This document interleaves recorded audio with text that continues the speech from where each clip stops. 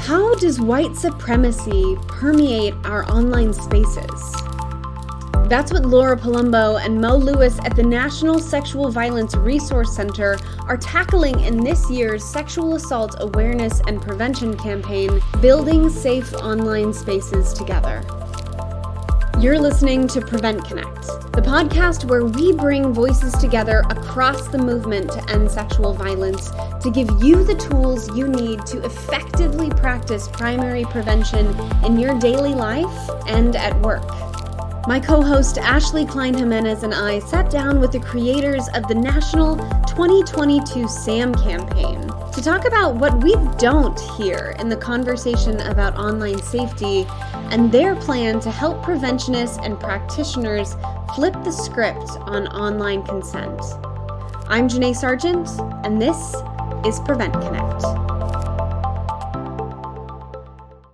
So I have a question for you both. I'm curious to know what brought you to work in sexual violence prevention. It's a good question. I mean, how does anybody get into this work, right? I was working at a queer youth center and doing HIV prevention work, smoking cessation, a lot of sex ed, youth empowerment, just kind of general stuff, stuff you get funded for to do the work, to have the space. And we got funding to do sexual violence prevention, and I applied for that and got that. And at first I was like, what am I doing? What is this about? And then I learned that sexual violence prevention work is really at its core social change work. And so I've just been all about it ever since. That's awesome, though. I feel similarly that I feel like there's a lot of entry points that I can now see like throughout my life where there was different experiences and that were pointing me towards this work. But interestingly, an example that I can share today is that actually the first time I learned about the National Sexual Violence Resource Center was actually at a SAAM event at my college campus. I attended a college that is local to the part of central Pennsylvania where our offices happen to be located. And I had a number of friends that were involved in coordinating some of our campus's SAAM activities. And I attended one of them and got to hear our prevention director, Jennifer Grove, who was in a different position at the time, but she actually was the one who presented. And it's kind of cool to think about that, look back at that experience when we're entering the month of SAAM, because it really is this time when our field makes so many connections. Yes, thank you both for sharing. I always love hearing people's origin stories because I think we all come to this work for different reasons, but there seems to be lots of themes with, social change and being able to actually change so many things, not just maybe sexual violence, but all of the things that kind of create the conditions where sexual violence happens. And what a great tie-in, Laura, your story that it was, really at a SAAM event, because that's what we're here to talk with you about today. So for people who are maybe new to this work, maybe this is going to be their first April working in this field, can you share a little bit about the history of sexual assault awareness? And, I think we've rightfully so added prevention into that. So Sexual Assault Awareness and Prevention Month, and what role each of you play at the National Sexual Violence Resource Center. Absolutely. So as you mentioned, every April is nationally recognized as Sexual Assault Awareness Month, which we fondly refer to by the acronym SAAM with 2 A's. Really, the history of SAAM dates back to the roots of the movement. There's been a lot of coordinating and organizing that has happened in our field for long before April was officially acknowledged as Sexual Assault Awareness Month.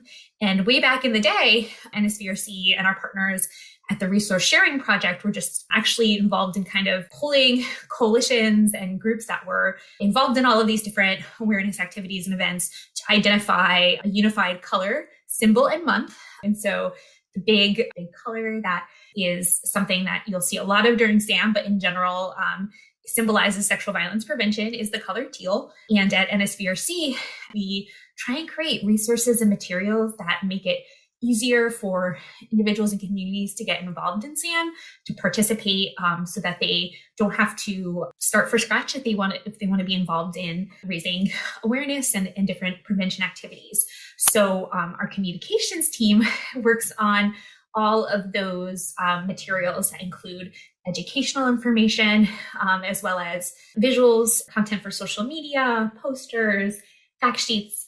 And we can't do that alone. So we have a lot of support from other teams at NSVRC, which is where folks like Mo come in. My introduction to this work was also during SAAM in college. And I think sometimes for those of us who have been working in the field for a while and have been through several sexual assault awareness months, it can feel really normal. I think some of us at times in our careers have maybe felt a little burnt out of the awareness months. And I really love that we're bringing prevention into it and just remembering the power of these months, that they really bring in new people and they energize the community around ending sexual violence. So I know we're here to talk about your 2022 theme, which I have really been looking forward to. Can you tell me a little bit about what you have planned this year? Absolutely. So this year's theme is building safe online spaces together. And we know that folks are connecting more and more online. It feels like we keep on saying now more than ever, but it also feels increasingly true that so much of our lives are lived online. And for too long, we know that harassment, cyberbullying, sexual abuse, and exploitation have been really expected as typical and unavoidable behaviors online. And we are in this campaign working towards the vision of building online communities that really counter that narrative, that are centered on respect, inclusion, and safety, and where sexual harassment, assault, and abuse are taken seriously. And so we are using the campaign to look at all different aspects of how we can promote safer online spaces, and how, as all of us use more and more technology, we can all be a part of that process of making online spaces safer. Oh man, I just really appreciate what you said. You're right. Every year, it seems like we say now more than ever. And I think that's going to be the trend for the foreseeable future. Can you talk to me a little bit about the choice to continue with prevention in online spaces and what people can expect that might be different this year? Yes, when we jumped into the topic of talking about prevention in online spaces last year, it was heavily influenced by the context of the pandemic and just what felt like was this, broad societal shift where it felt like we couldn't as easily separate our online lives from our real lives, and that they were deeply intertwined, and so much of life was happening online or in a hybrid fashion. And when we approached the topic last year, one of our goals was really to define online sexual abuse and to really talk about online sexual abuse in a way that was representing a full spectrum of behaviors. And the definition that we use is that online abuse can be any type of sexual harassment, exploitation, or abuse that takes place through screens. And, we really felt like at the time there was a lot of very inappropriate, harmful behaviors that were normal in online spaces that were not being taken seriously as online sexual abuse and harassment. And that by better defining these issues, that we could play a role in them being taken more seriously. So that was also one of our big goals, was to help audiences understand that the impact of trauma online is very real. And just because some forms of sexual abuse take place behind a screen doesn't make their impact on victims any less real, which we felt like was a very common and minimizing attitude that people faced when they had these experiences of online sexual abuse and harassment. So we are going to repeat and reinforce all of those same messages again this year, but we also wanted to be really intentional about diving into making some connections, and specifically talking about the increased harassment faced by BIPOC, LGBTQ, disabled, and other marginalized communities online.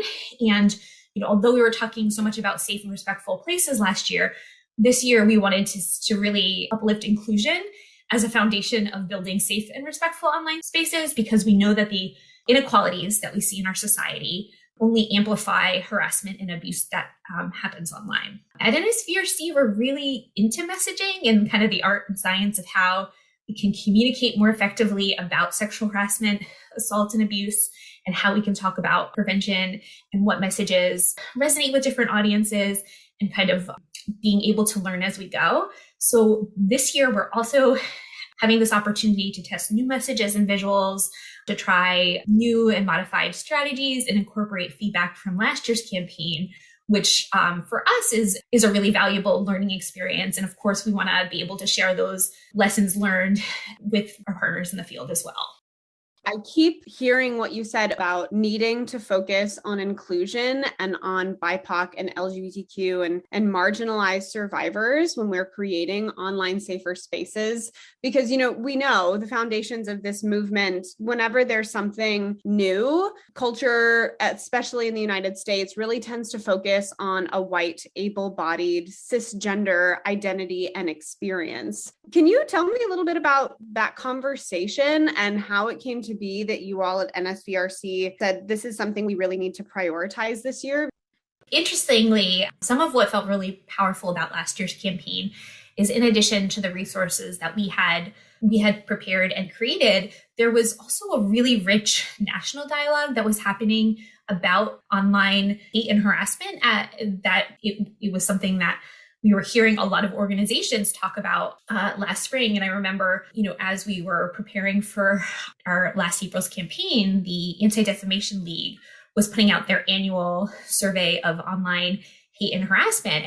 And their survey from 2021 found that there were just, not only a reoccurring prevalence of online hate and harassment towards LGBTQ individuals, but that Asian American respondents were experiencing very sharp increases in harassment, as well as Black Americans. And so it was really interesting to see, we thought that this was all very, for us, it was very clear how this was tied into SAAM, but we wanted it to be even clearer in the in the messaging so that people could make that connection and they could draw those connections to some of what we're talking about more as a society, which is that, in our society, there is inequality, there's systemic racism, there is health inequity, and we're having more of these conversations in our society. How can we be sure that we are weaving them into our prevention work, as well as into the way we talk about sexual harassment and abuse happening online?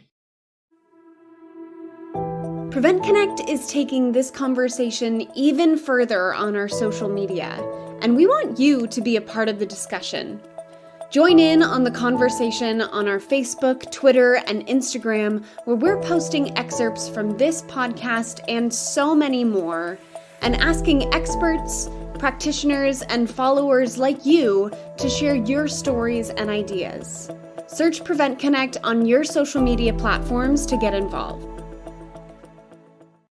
There seems to be a tendency sometimes to think of things that happen online as not being quote unquote real life, but we know that the oppressive systems and all of the isms that exist face to face really play out virtually too and are just as harmful. And it's really great to see you all lifting that up and recognizing that, and also building on your work from last year, increasing awareness around the fact that things that happen online, whether it's sexual violence or racism, they have the same impact as they would if they were to happen face to face in many ways. And so it is our work, and it is important for us to think about how do we create safe spaces online, spaces that are equitable and supportive to people.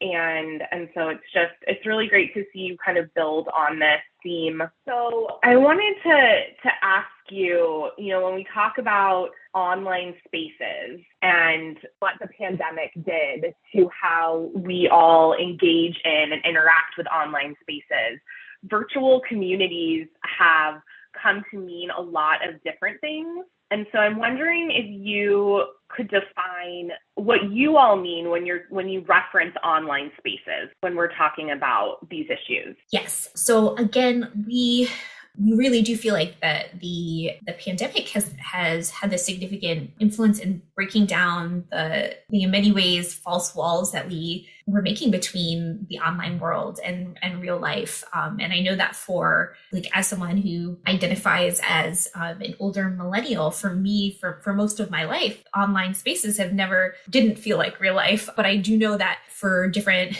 generations and contexts, there was this sense of separation, or that the online world is in some ways less real because folks are connecting virtually. We really feel like that does not speak to the way that we live our lives online now. So when we're talking about online spaces, we're talking about any context where technology is helping to create a connection. So this could be social media, things like Facebook, Twitter, Instagram, TikTok, YouTube. It could also be in the context of online gaming, dating apps, text or messaging apps, email, things like WhatsApp, Zoom, Skype, Slack, and other online forums or places where chats are happening.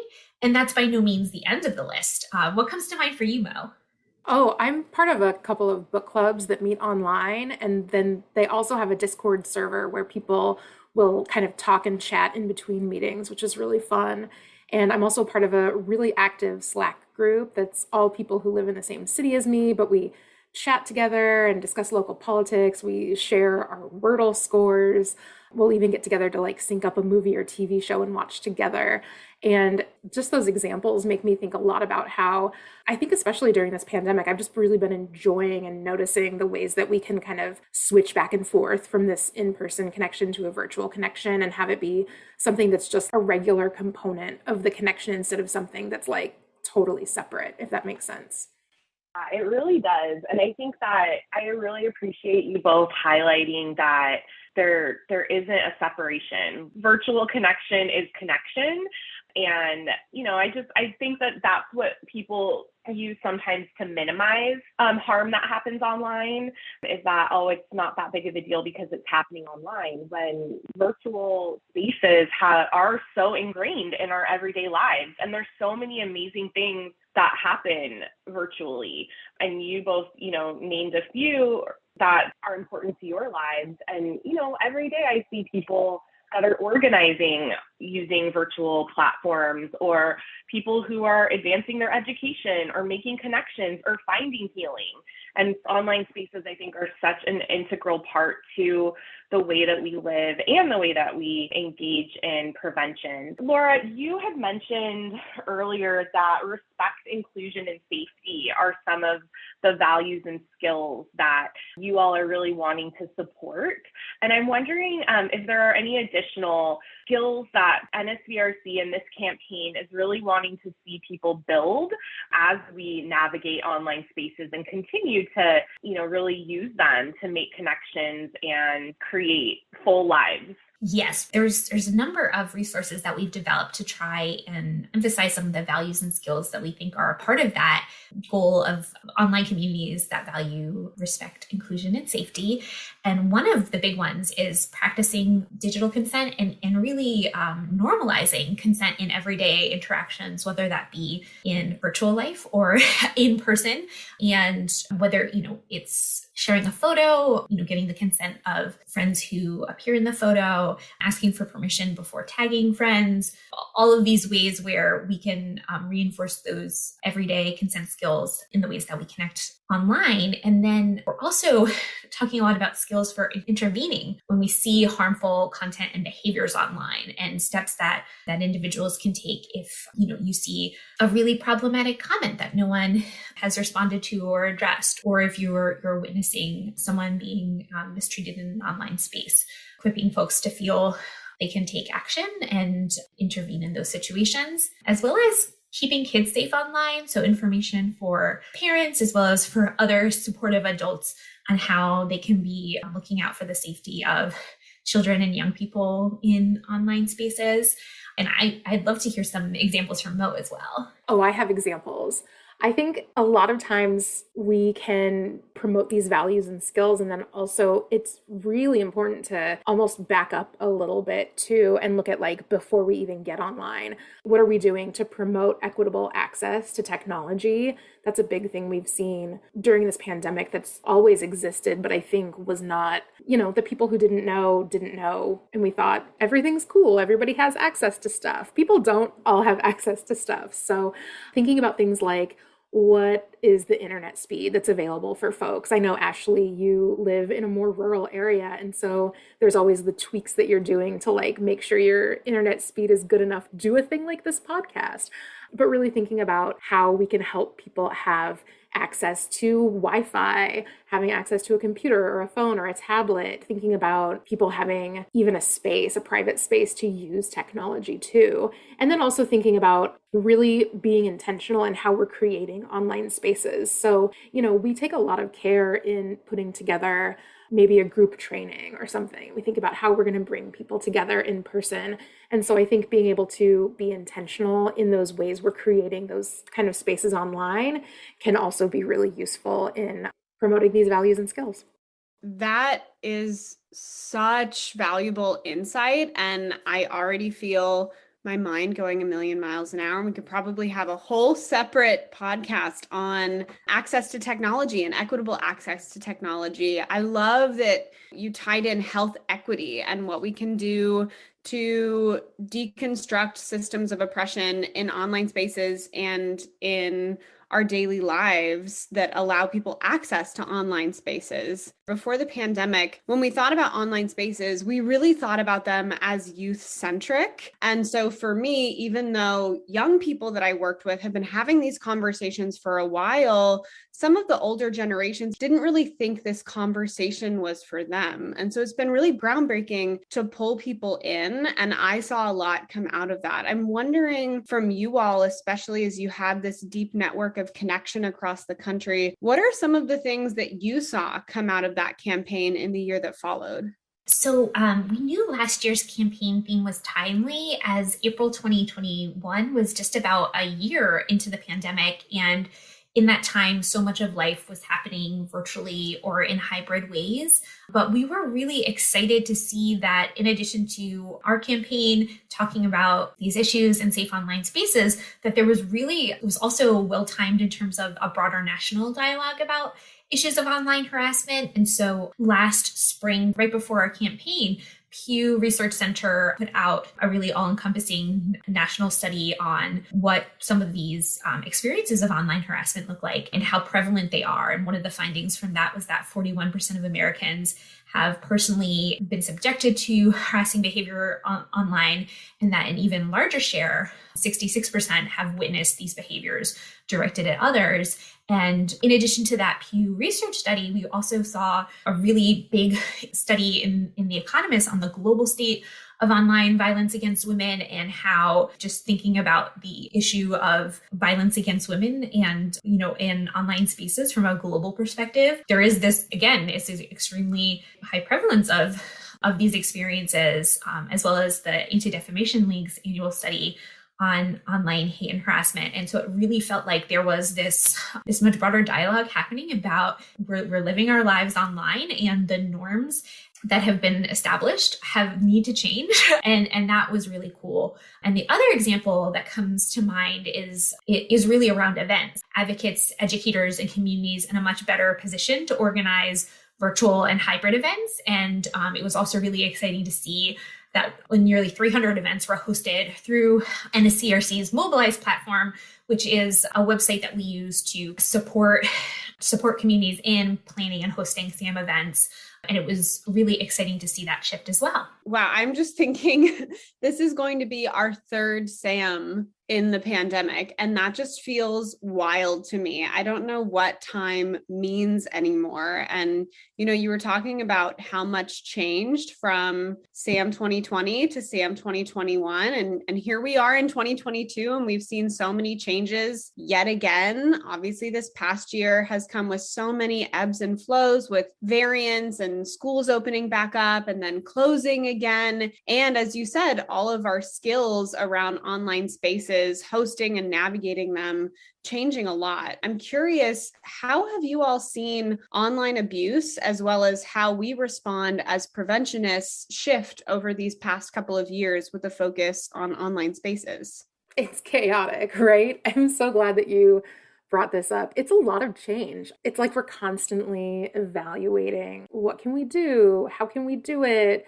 What do we need to shift and what do we need to move, and negotiating boundaries with other people, because of COVID. And it's a lot. I think it's, even though we're really resilient and young people that we work with are resilient, I know it's really shaken up the ways that people are working to prevent sexual violence. And one of the biggest shifts that I know we've seen is the really amazing creativity in adapting prevention work. The best thing I've noticed is that people are really listening to what their community needs, and they're working together with the community to change things up to meet those needs. And whether that's like moving things online or whether it's focusing on something totally different right now, the changes that I've seen have really been amazing. And I just think they show how adaptive we really are. There's a couple of examples that I want to share. One is I know folks who have moved to doing prevention lessons, things about consent and respect and all the stuff that Laura was talking about, but making them lessons that people can access at any time.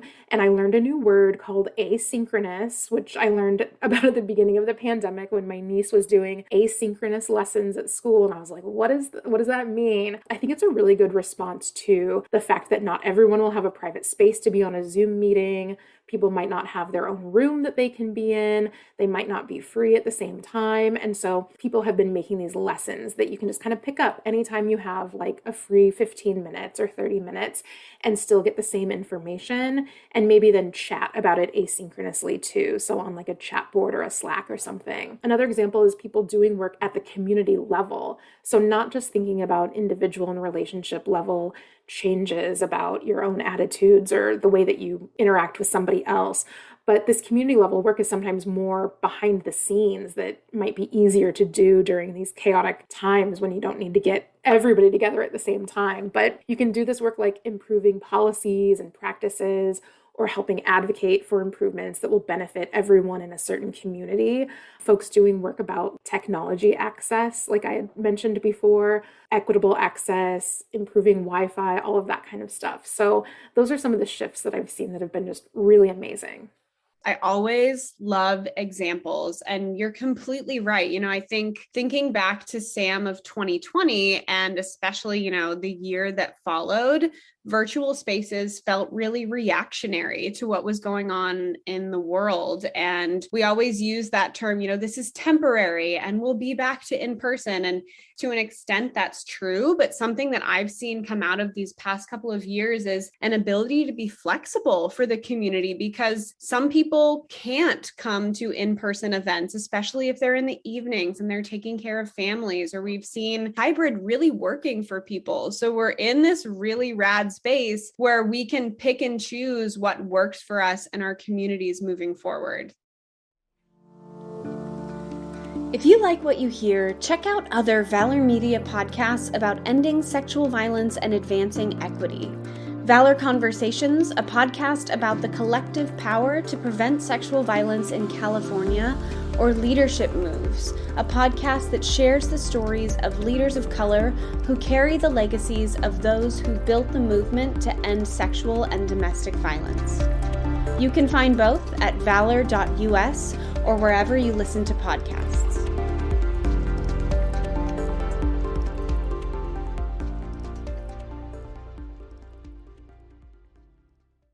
Okay, I have to ask, are you all doing 30 Days of SAAM on Instagram? And what other events or resources are you really looking forward to? That's a great question, Ashleigh. And there's going to be so much going on throughout the month of April, and NSVRC will actively be sharing on a daily basis. And one of the ways that will happen is through our hashtag 30 Days of SAAM Instagram challenge, which thank you for for giving the Instagram challenge a shout out, Ashleigh. We actually have heard that question from so many people in our online communities. And so yes, we will be bringing the Instagram challenge back again. The prompts are currently up on our website, although we are still adding a few of the other social media materials. If you feel like, you've been checking the site and not everything is there yet, we really hope it'll be worth the wait. And in that Instagram challenge, we give a daily prompt to share about SAAM and engage your online community each day in April. And so that is one of the ways that we'll be participating online. And NSVRC also recognizes the first Tuesday of April as the SAAM Day of Action. And we just pick a day at the beginning of the month where we can put out a call of action to our community to participate online and share about SAAM and to really just bring increased visibility and momentum to the campaign. So that is definitely something to mark your calendars on. And that is April 5th. And we're also looking forward to a number of other observances that are coordinated by our partners and fall during the month of April. So International Anti-Street Harassment Week has traditionally also fallen during the month of SAAM, and that is coordinated by our partners at Stop Street Harassment. And that will be this year from April 3rd through 9th. And it's also going to be National Public Health Week, that first full week of April, the April 4th through 10th. It's on us is having that same week, a spring week of action for students that are engaged on college campuses.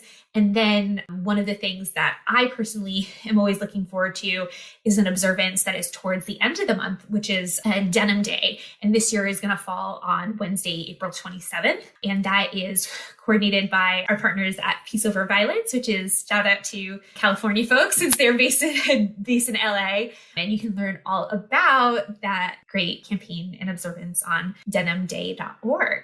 Thanks, Laura. I have to say, Instagram is my social media platform of choice. So I always look forward to the 30 Days of SAAM challenge, and I'm going to definitely participate this year. So I think the topic of online consent and safety is so visceral to us, all of us, in so many ways. I'm going to ask the same question twice with two different contexts. First one is, what can organizations and preventionists do in their own programs to weave this theme of digital safety through their work? I think we can just make sure we don't treat it as something separate. We can just make sure we keep in mind that it's one aspect of almost all of our lives. So we don't need a separate digital safety lesson or component necessarily. We can just weave in those examples throughout the work that we're doing and normalize it just being a part of our lives. That's great. And one thing I also think about is that you asking the question, what can organizations and preventionists do, is so important, because for a long time, I think digital safety has really only talked about in a way that's talking about individuals protecting themselves, their privacy, their information, their data online, which is all great and important. But we really want to talk about how we as communities can look out for everyone's safety, whether in line or in person. And so when I think about what organizations and preventionists can do, I think being thoughtful about how you moderate those spaces, being really active in moderating and responding if there's problematic behaviors that happen within your community, being mindful about things like privacy settings and giving people as much information as possible so that they can make informed decisions about their online privacy. I feel like there's a lot of small steps that whether it's schools or workplaces or local service providers can take to be putting this into practice. And so you kind of already started my next question, and that's just, what can we as human beings who might not be preventionists, what can we do to prevent violence in online spaces that we or someone we know might be engaging in? I think it can be really powerful just to be online, living your values, being who you are, practicing consent, speaking up if there's something that needs to be spoken up about. I know that has really impacted me when I've seen other people live their values openly online. And so I think that's just a good way of thinking about being a person online, is just how can you be who you are also online and show that and show up in those ways. Oh my gosh, thank you so much, both of you, for sharing everything that you did about the campaign and what we can expect. I'm really excited to see it. I think we all are.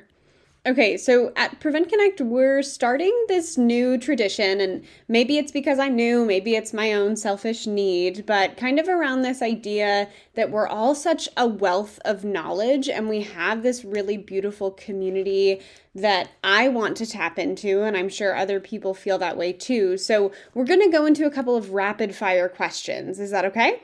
Sounds good. What is one hope you have for the field of sexual violence prevention in 2022? I hope we can put in some actual effort behind all of the words that we've said, just generally about being an anti-racist and equitable movement. And I think about like, how can I do that personally, and like what needs to happen within my workplace and within the field in general. I really think this mainstream sexual violence movement, we're pretty good at saying we have certain values and putting out a statement sometimes and talking the talk. But when it comes to living those values, we have a ways to go. And so I'm hoping that we can kind of get closer to that this year. That's awesome, Mo. And I think that one thing that comes to mind for me as well is just that folks can continue to make and broaden connections, and like to be thinking about our work in a way that is very intersectional and not compartmentalizing prevention work, but seeing it as directly related to anti-racism work, to disability justice work, to language justice work. And so I do feel as well as like we have a lot of good room to grow in making deeper connections and tearing down some of the silos that have been built up in our work, so that, and then by tearing down those silos, our prevention work is only going to be all the more meaningful, impactful, and equitable. Okay, last question, and this is mainly me being selfish and trying to crowdsource, but is there one resource, song, speech, YouTube video, or podcast that you're really loving right now that you think people should go check out? Actually going outside, that would be my that would be the one resource that is like really on my mind. It's a huge goal of mine to actually get outside, at some point after this podcast recording, to just feel some sunshine and to breathe some fresh air. And personally, I really love bringing the outside world and the online world together and enjoying something like a podcast or a playlist as I am enjoying walking around outside. Okay, I have a podcast that then you can listen to on your playlist while you're walking outside. The podcast is called Unsolicited, Fatties Talk Back, and it's a fat liberation podcast. It was started back in October, and I really love it. It's one of those podcasts that feels like you are like getting to eavesdrop on a really great conversation between these friends who are super smart. And they also do this thing where they include all the links to the media that they talk about during the episodes. Everybody here is very smart. They all do a bunch of other different work, and they will reference different things like a paper or an article or something, and then they put it all in the show notes. So it's like you get the best of both worlds, where people are like, what snack do you really like right now? And what's going on for you in your life? And what are you thinking about spring? And then also these really great resources too. So that's my recommendation. Thank you. We will link that in the description of this podcast. I love that. Well, Mo, Laura, thank you so much for chatting with us. And Ashleigh, thank you for being an amazing co-host. We are so excited to check out the SAAM campaign. Is there anything that we haven't asked that you really want to make sure that we get out there before we end our conversation?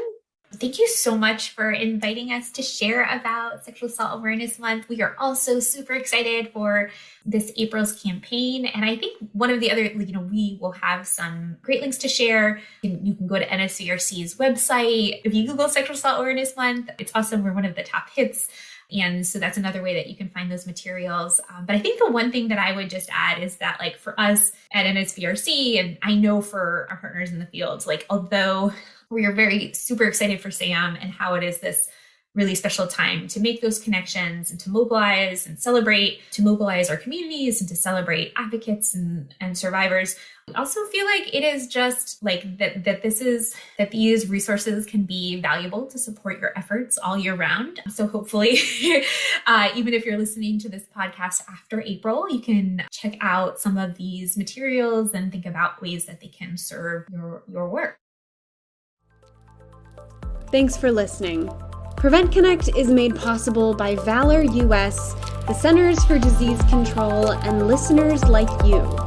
You can find links to all of the things that we talked about in this episode in the description, as well as check out the full SAAM campaign from the National Sexual Violence Resource Center. We're publishing new episodes each month, so be sure to subscribe to PreventConnect so you don't miss out. If If you want to learn more about PreventConnect and what we're doing to create a world free of violence, head to PreventConnect.org. And be sure to like, rate, and review us so we can reach more folks like you.